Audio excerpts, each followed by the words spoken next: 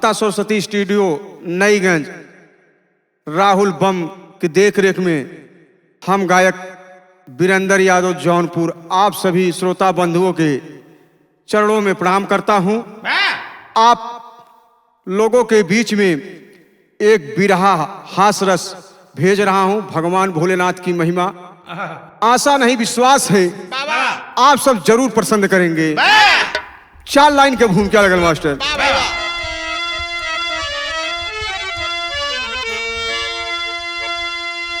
महादेव भोला पिए भंग गोला, दया सिंधु सागरी समेते जिगरी में, आया जो दर पे वो लौटे न खाली, की मस्त बाणी है निरमली अधरी में, देव दानु असुर जाप करते अचरी चर में बाबा शिवदानी रमाए, अवनी अंबरी अविनाशी गिरिजापति, जो बुलाया कहीं वे न देरी लगाए।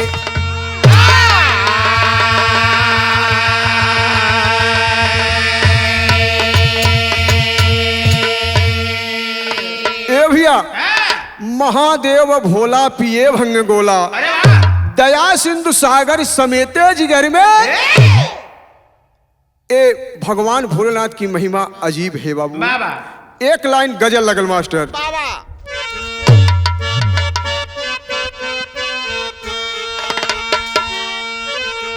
कौनो प्रेमी और प्रेमिका से विवाद हो गए और धीरे धीरे कोर्ट में जब विवाद पहुंचल बा और प्रेमी और हाकिम के सामने अपनी गलती को कबूल कर रहा है बाबू जी। यह गीत के लाइन है। अरे इश्क का मैं मारा हूँ, अरे इश्क का मैं मारा हूँ, हुस्न ने सजा दी है,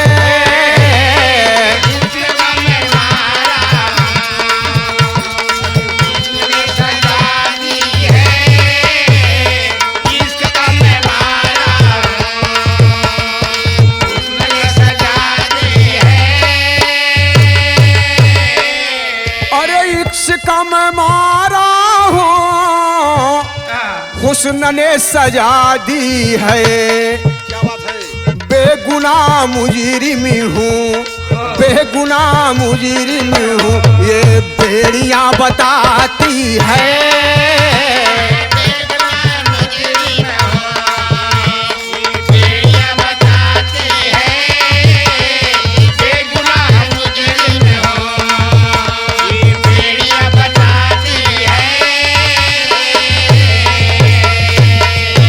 लेकिन बिरहा के अंदर कवि जी भाव दिलन का दिलन।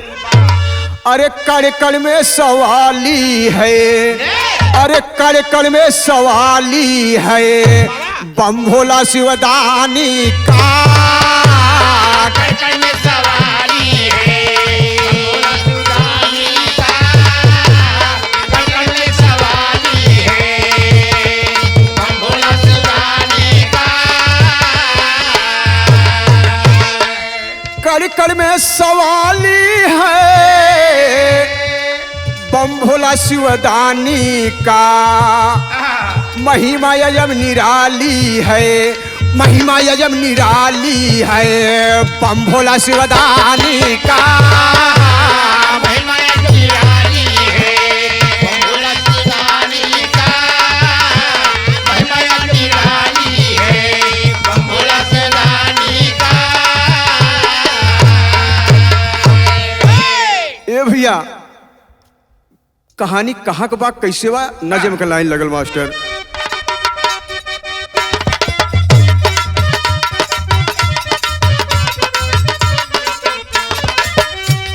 ब्राह्मण थे 3 प्राणी भोला के चाह में, ब्राह्मण थे 3 प्राणी भोला के चाह में, बाधा पड़े न कोई दर्शन की राह में,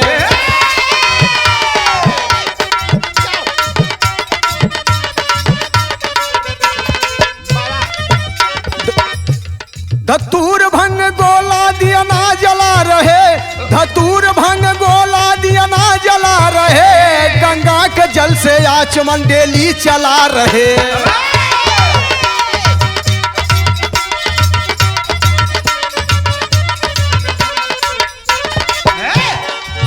प्रगटे है चंदा मौली जी पूजा पंडाल में, प्रगटे है चंदा मौली जी पूजा पंडाल में, झूमई पुजारी मस्ती हो मस्ती के चाल में।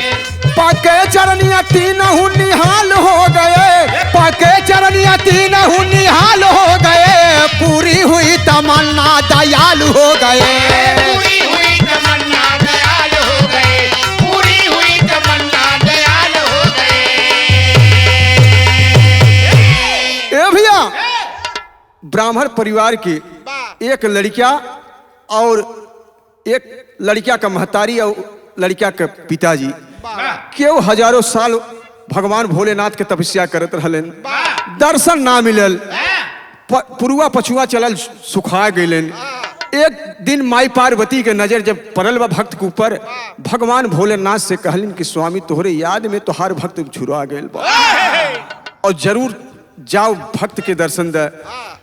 भगवान चल देलन वो बचवा के पास। वह समय के गीत लगल मास्टर कैसे?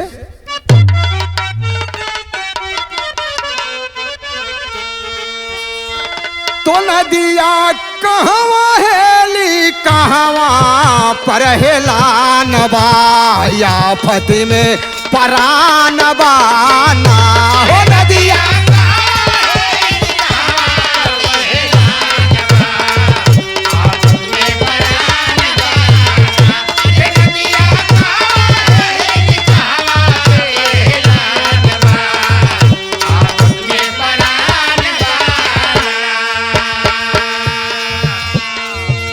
जब भगवान भोलेनाथ मंदिर में प्रकट हो गए और लड़कियां चरण छू के अपने महतारी से जाके बताए भगवान भोलेनाथ मंदिर में आयल बान। महतारी खुशी में झूमत बा का, अरे झूमे खुशी में बूढ़ा जीवन का कल्याण बा, कैसन बारदान बाना हो जो।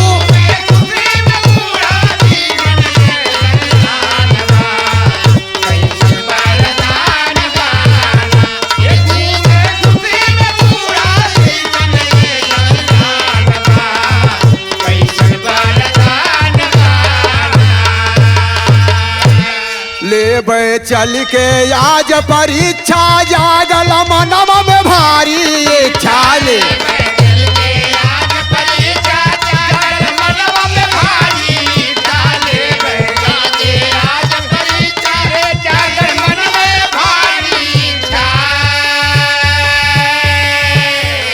अरे भिक्षा मानव जैसन दिल का यार मानवा, कैसन बारदान बाना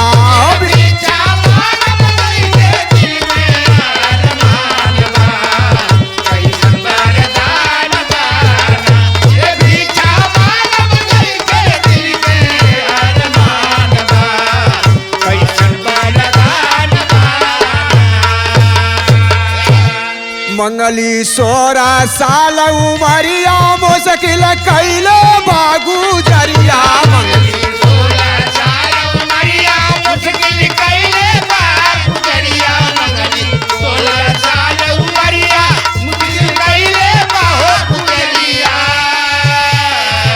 यार पवली 16 साल जवानी कौनो ना बेवधान बा, कैसन बारदान बाना हो। मंगले 16 जवानी बेवधान बा, कैसन बारदान बाना। ये पवली 16 साल जवानी बेवधान बा, कैसन बारदान बाना।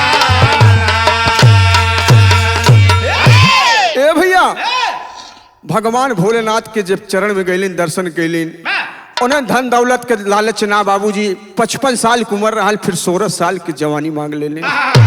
भगवान भोलेनाथ अवाक रहलन, यो मस्त कह के चल देलन। अब उनकर उम्र 16 साल हो गई। जब 16 साल की उम्र मांग के लेके चललिन घर पे, अब पंडित जी जजमानी करे गए, लौटलेन, शाम हो गए, पंडिताइन की चिंता ना बान। जब पंडिताइन की चिंता ना बन, पंडिताइन बुलावत बाइन ए चिंटुआ के पापा हम है। जब करीब में पंडित जी गए पूरी बात बतौली, भगवान भोलेनाथ दर्शन दिलन और हम अपन फिर से उम्र मांग ले। पंडित जी कपारे हाथ धे लेलन। अब पंडित जी कैलन का बाबूजी बाहर बाहर कुल काम धंधा उनकर पंडिताइन से करावे लागन। वह समय के गीत लगल मास्टर।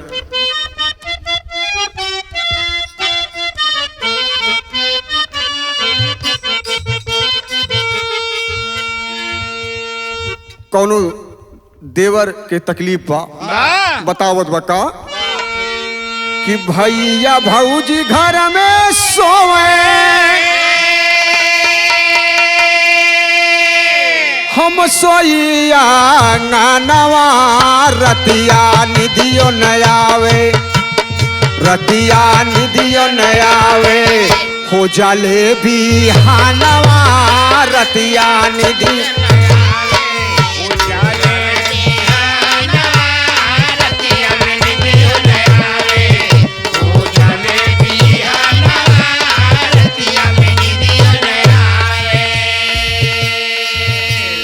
तो गीत का लाइन है। कवि जी बिरहा के अंदर भाव दिलन, का दिलन? चढ़ली जवनिया रस में मातल बामा या नवा, बनी के दीवानी रे धनिया, बनी के दीवानी रे धनिया, मरली ना या नवा, बनी के दीवानी रे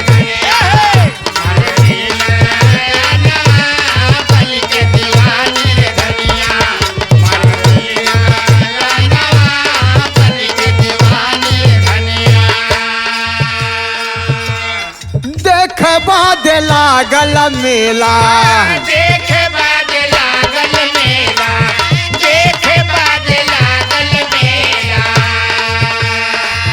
रड़ुआ मार जे करे ठेला, रड़ुआ मार जे करे ढेला, रड़ुआ मार जे करे ढेला,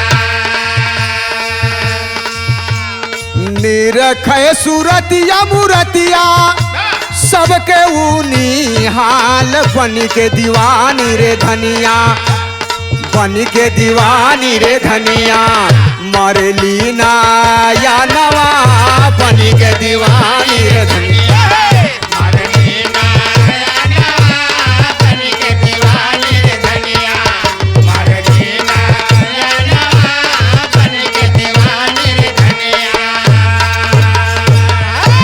ए बाबू सोरहो सिंगार कई के खुरपी झुआ लेके चल देलिन। जब चल देने तो लोग अगले बगले वाले पंडिताइन की सुस्कारी मरदबान, और जब सिवान में गईलिन और जब सोरहो सिंगार, आंख में काजर, पाँव में रंगना, कमर कर धनिया लटपकत बा, अरे वाह, और उठलाली लिपस्टिक लगाए के जब मार्केट में चललिन बाबूजी, तो वह समय जब सिवान दबलिन तो भैल का बाबू एक लाइन गीत लगल मास्टर।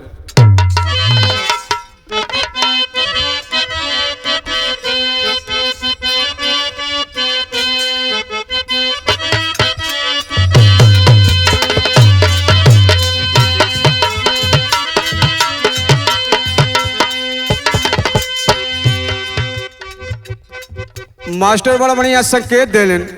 कौनो दुल्हन के नया नया गौना है और जब घर से बाहर शाम के निकली तो भैल का तो बिछिया मार के परैली ना देखैली रे दैया, बिछिया मार के परैली ना देखैली रे दैया, बिछिया मार के परैली ना देखैली रे दैया।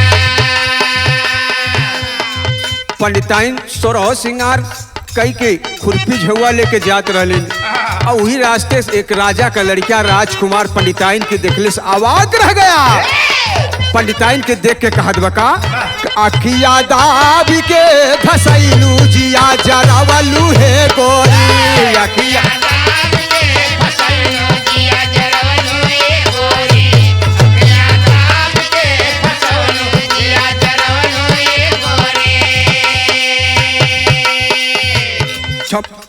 छमके बबुनी रस पायल, छमके बबुनी रस पायल, छमके बबुनी रस पायल, मनवा हमारा कैलू घायल मनवा हमरो कैलू घायल मनवा हमरो कैलू घायल ऊखी रहरी खोबो बोलावलू जिया जरवलू हे गोरी ऊखी रहरी खोबो बोलावलू जिया जरवलू हे गोरी ऊखी रहरी खोबो बोलावलू जिया जरवलू अरे जियो भैया जिया जरवलू हे गोरी हो जिया जरवलू हे गोरी जियो ऊखी रहरी खोबो बोलावलू जिया जरवलू हे गोरी ऊखी रहरी खोबो बोलावलू जिया जरवलू हे गोरी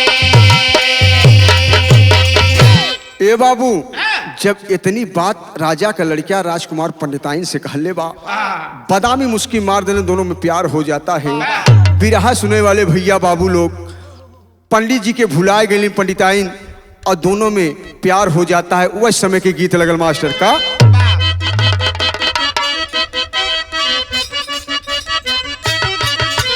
रहिया चलल गोरी रूपवा सवाई के केतनन के जान मारू अपना बनाई के रहिया चलल गोरे रूपवा सवारी के केतनन के जान मारू रहिया चलल गोरी रूपवा सवारी के केतनन के जान मारू दिल पागल हुआ निकम्मा दिल पागल हुआ निकम्मा वही छामोर छामा पागल हुआ निकम्मा दिल छम्मा छम्मा पागल हुआ निकम्मा वही छम्मा छल्लो ये तो गीत का लाइन बा लेकिन पंडिताइन देख के राजा का लड़किया राजकुमार का हदवा का कि घसिया करलू गोरी लाटा छिटकाई के हिजरा में धस जालू गोरी अराई के घसिया करल गोरी लट छटकाई के हियरा में धसी जालू घसिया करल गोरी लट छटकाई के हियरा में धसी जालू दिल पागल हुआ निकम्मा दिल पागल हुआ निकम्मा वही छम्मोर छम्मा पागल हुआ निकम्मा और चम्मक छल्लो पागल हुआ निकम्मा और चम्मक छल्लो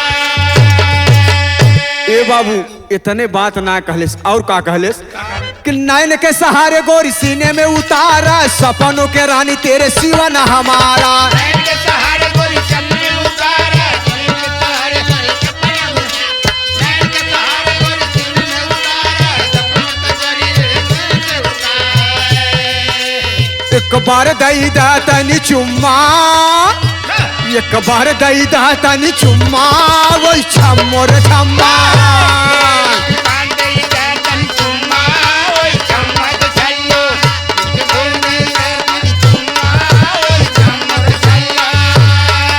ए भैया पंडिताइन और राजा का लड़किया राजकुमार में प्रेम हो जाता है अब जब दोनों में प्यार हो जाता है बाबूजी दिन तारीख रखाए गए बिरहा में टेरी के भाव लगल मास्टर कैसे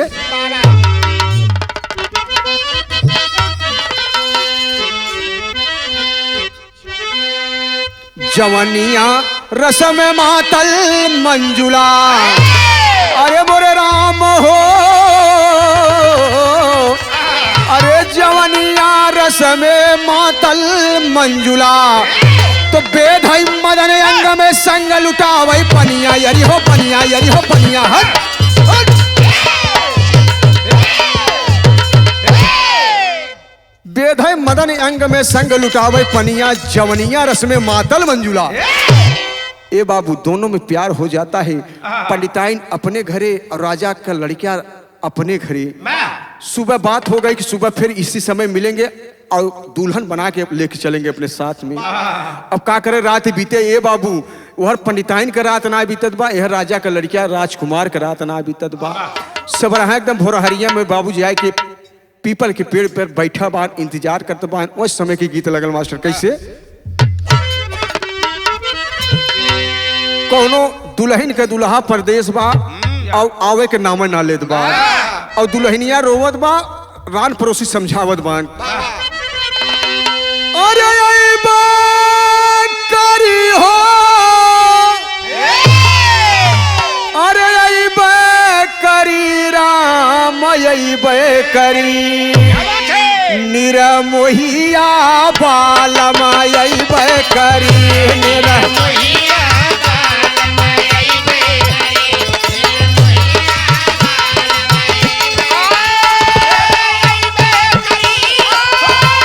अरे जियो भैया जियो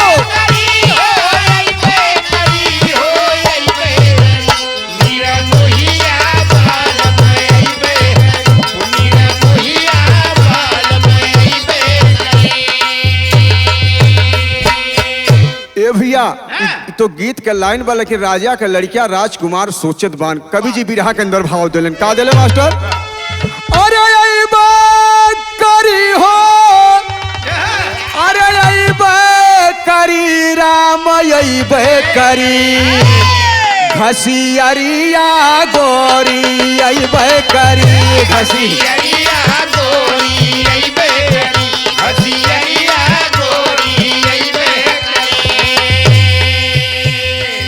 बिना देखही आराम परना चयनवा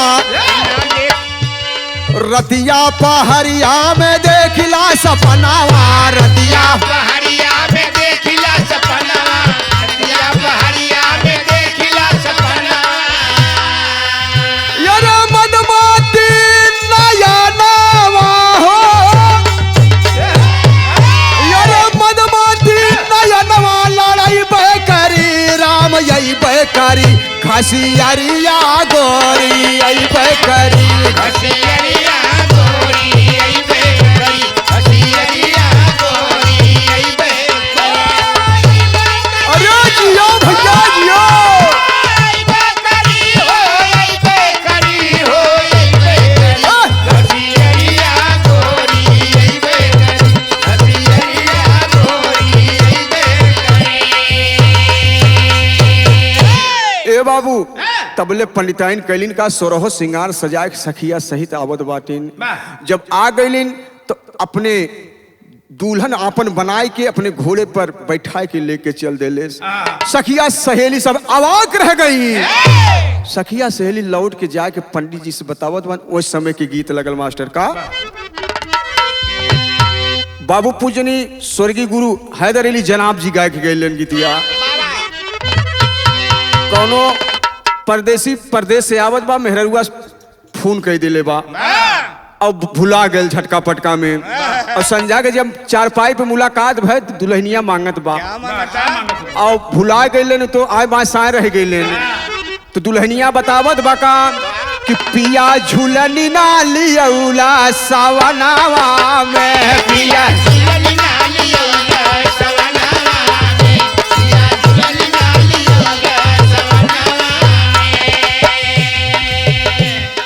सासू जी के चोरी हम बतिया बतावने सासू जी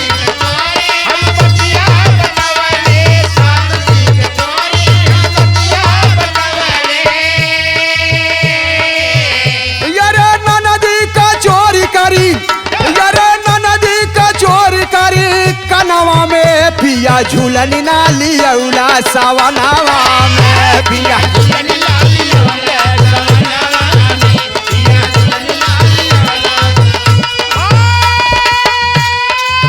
अरे जियो भैया जियो अरे सहुआ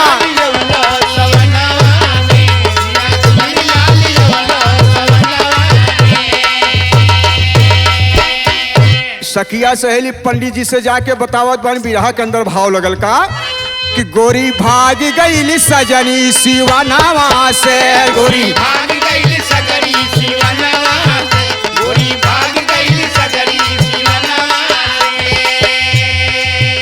यारे यसुआ छलकल यारे यसुआ छलकल नया नवा से गोरी भाग गई सजनी सिवानावा से गोरी भाग गई सगरी शिवनवा गोरी भाग गई सगरी शिवनवा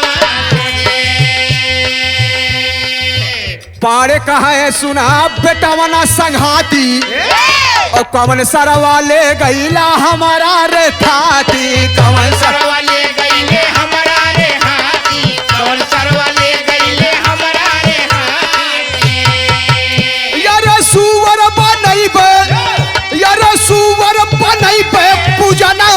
से गोरी भाग गई सजनी सिवनवा से गोरी गोरी भाग गई सगरी शिवनवा गोरी भाग गई सगरी शिवनवा से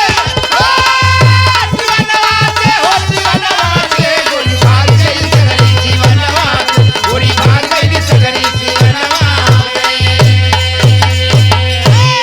ए बाबू जब इतनी बात पंडित जी सुन ले अवाक रह गए सखिया सहेली के संतोष धरा दिलिन पंडित जी की। और पंडित जी का कैलन भगवान भोलेनाथ के तपस्या करे लागन।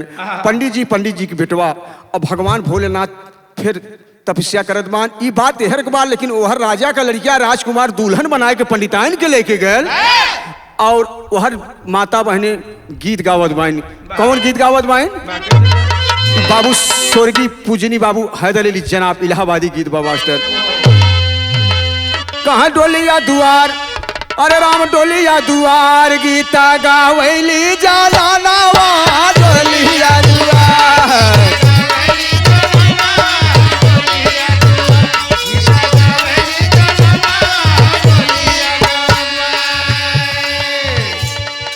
होई के विभोर निकली राजा का माया नावा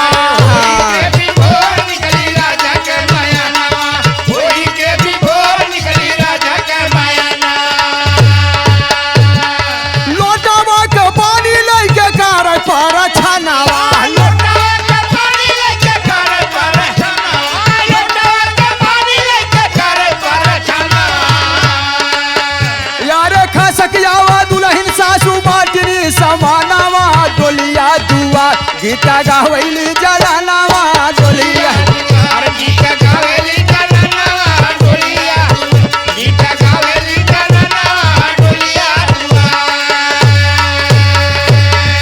बाजू बाजू मेहरारू कहत बाइन का कहत बाइन न रहो न बेली सांस छोड़े बादुआरावा हो न बेली सांस छोड़े बादुआरावा ना हो न बेली सांस छोड़े बादुआरावा यार लजिया के मारे नहीं खोले लागू घूटावा लजिया के मारे नहीं खोले लागू घूटावा लजिया के मारे नहीं खोले लागू घूटावा अरे तबाले सुवारिया निकालल बा थुथुनावा डोलिया दुआ गीत गावैली जलानावा गीता गावैली जलानावा डोलिया गीता गावैली जलानावा डोलिया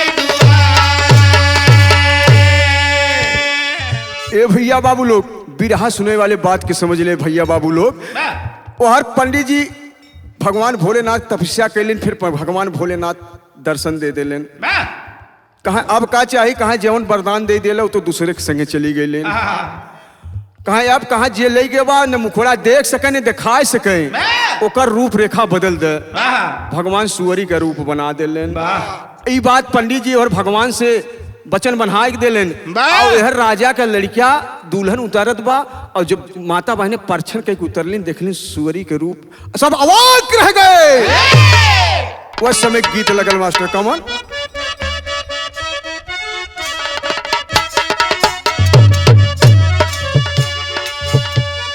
बड़े प्यार से दिनेश लाल नहीं रहू बड़े प्यार से गीतिया गान का गाँव का बदल गई हुलिया रे यारे हुलिया रे जब से आयल चूल्हा बुलिया गाँव के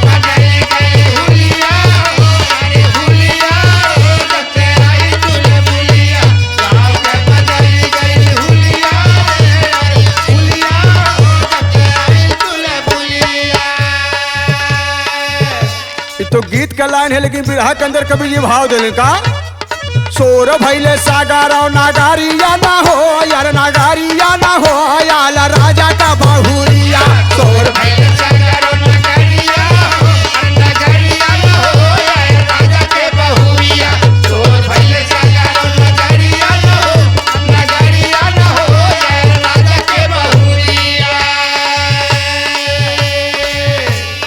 भिड़ जाइए पार लागल भूप के भवनावा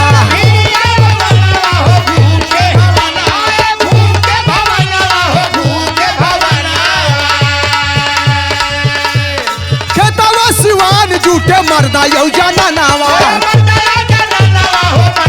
मरदा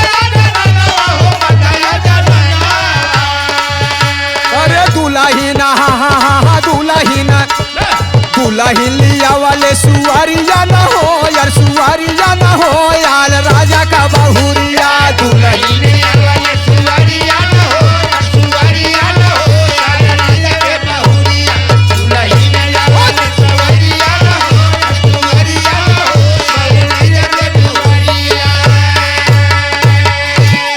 भैया बाबू लोग सब लागन मुहिक मुहा करे कि राजा इतना बड़ा होई के इनकरे लड़किया के का परी रही जो सुअरी से बियाह कह दिलन।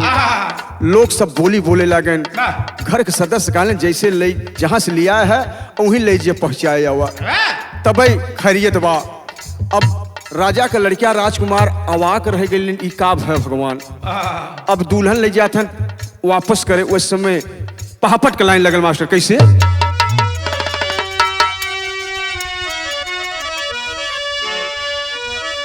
कि हंसी उड़ा में बढ़ गयल है रानी सुअर रानी के, और हंसी उड़ा में बढ़ गयल है रानी सुअर रानी के, और लेकर रस्सी दोनों पाव है छानी सुअर रानी के।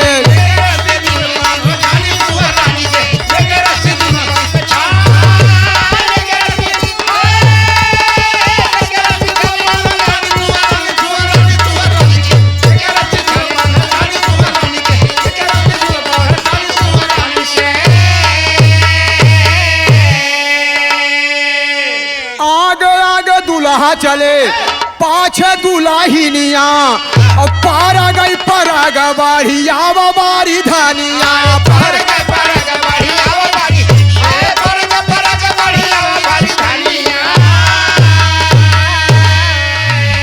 पहुंच गए लेके सैलानी सुअर रानी के, आपस में ठिठोरी करें हे हो दिल जानी सुअर रानी के।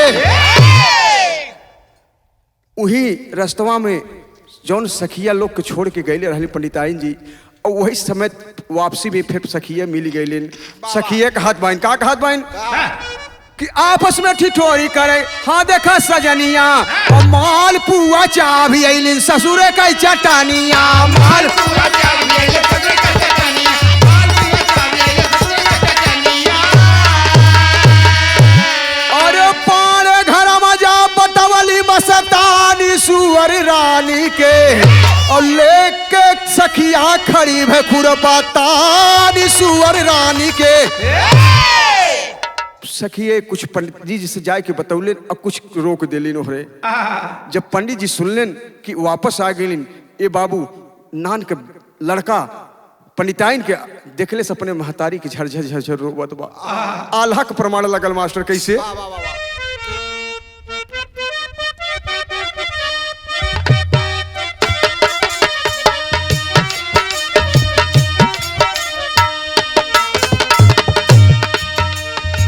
कि देखी के हलतिया,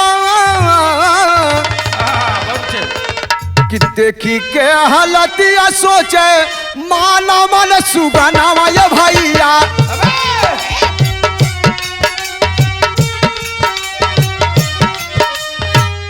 धर्म का मतरिया हो सुअरिया बनल बा,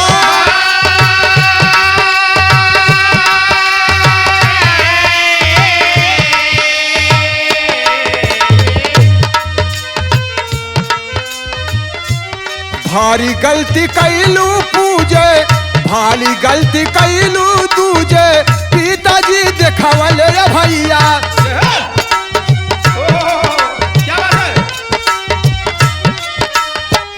अरे बंदी भोले मामा बिहले हर सा,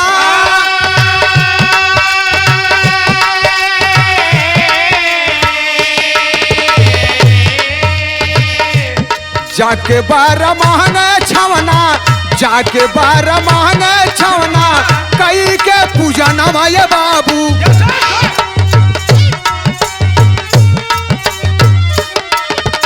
हर हर महादानी अइले हर सा,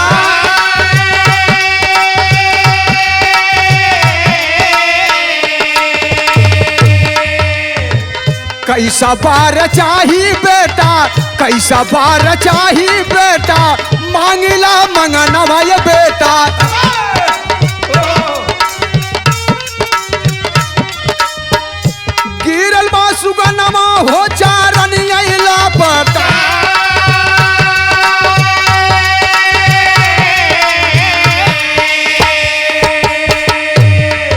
जननी धर्म का बाटई, जननी धर्म का बाटई, बनला सुअरिया ये बाबा।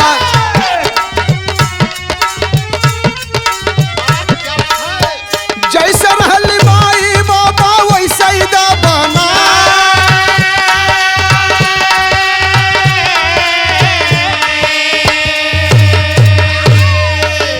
ए भैया क्यों कि एक बार दर्शन ना होला, ए परिवार में 3 बार भगवान भोलेनाथ दर्शन दे लेन और कोनो काम के उनकर दर्शन वृथा चला गया। ए बाबू फिर कहलेन कि बचवा कहले जैसे हमार माई रहलिन उससे बना दा भगवान, अब कुछ हमें चाहे वो ही ना। अंतिम लाइन में खड़ी के लाइन लगल मास्टर।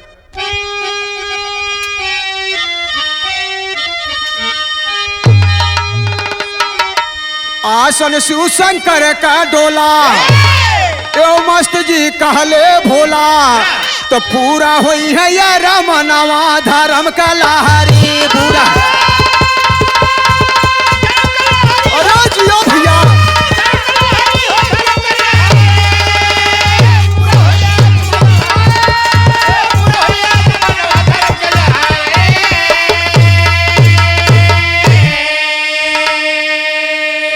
ढल गए जवानी फिर बचपन का भैली, और जब तब दान सब माटी में मिलवली। अरे मूर्खन के आगे न चली है जबरी। कवि जी संकेत दिलन, 60 पढ़ा लिखा बैठे रही, एक मूर्ख आए सबके पागल बनाए दे, अपना श्रेष्ठ बन जाए। इसीलिए ये लाइन कहना है, अरे मूर्खन के आगे न चली है जबरी, तो पूरा हुई है रमनवा धर्म के लहरे।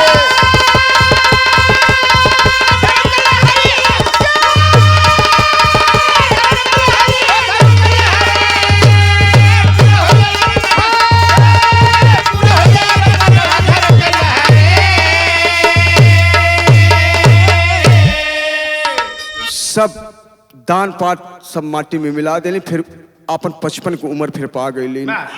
अंतिम लाइन में कहना है, साधु गुरु नटखट जन्नत में आहे भरते, हरि शंकर राम करन जी निरखे चमन सुमन बास बिहार से हो।